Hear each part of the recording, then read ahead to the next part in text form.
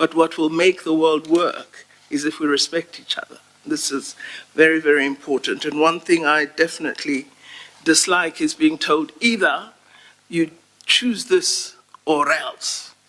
When a minister speaks to me like that, I definitely will not be bullied in that way, nor would I expect any other African country worth its salt to agree.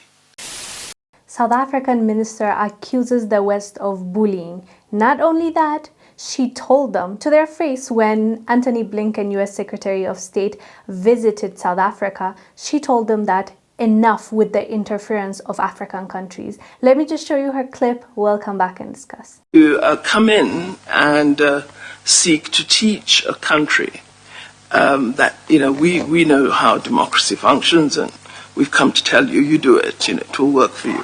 I think it leads to defeat. So we need to think in different ways. I also think that one of the lessons we also need to learn and perhaps draw lessons from, one of the experiences we should draw lessons from, is the reality that there has been a lot of external interference in Africa. And a lot of that external interference has fueled conflict in many African countries, has fueled instability, has supported opposition groups against liberation fighters, and so on. You know the history, perhaps better than myself. This is a reality. So, in my view, while there may be concern about Wagner Group or Van Dijk, which is another security group which was in Mozambique, there's also a concern about countries that have mineral interests in African countries and are there as a destabilizing force.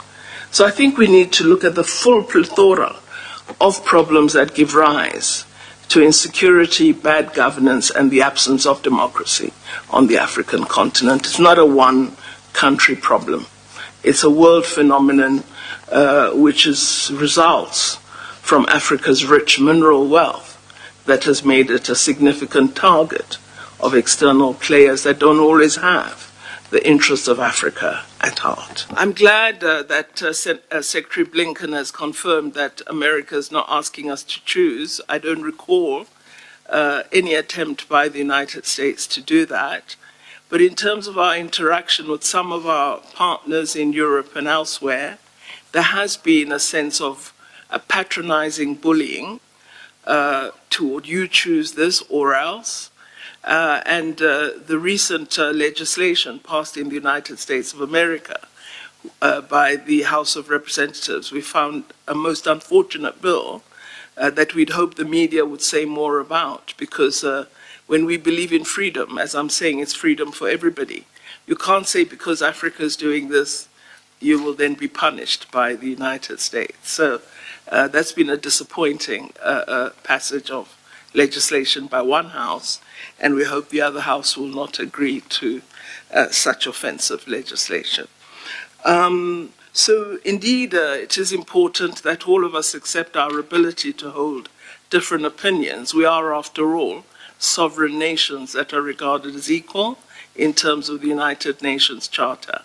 We may differ in terms of economic power and economic ability to influence development in different parts of the world, but what will make the world work is if we respect each other. This is very, very important. And one thing I definitely dislike is being told either you choose this or else. When a minister speaks to me like that, which Secretary Blinken has never done, but some have, I definitely will not be bullied in that way, nor would I expect any other African country worth its salt to agree to be treated.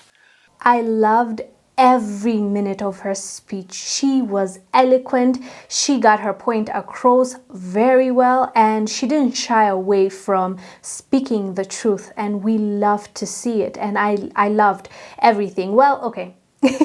this is not the only thing she said, of course. She also went on and said that even though we disagree, for example, the US and South Africa, we're still friends, but allow us to make our decision. She still was diplomatic. I mean, at the end of the day, when you're living in this world and when you're dealing with different countries, you have to be diplomatic. I understand that. But she also didn't shy away from the truth. And she told him to his face how she felt, and we love to see it. Anyways, fam, let me know down below what your thoughts are about what she said to the West and Antony Blinken. I am Wongel Zelalem. I'll see you on the next one. Stay blessed. Bye.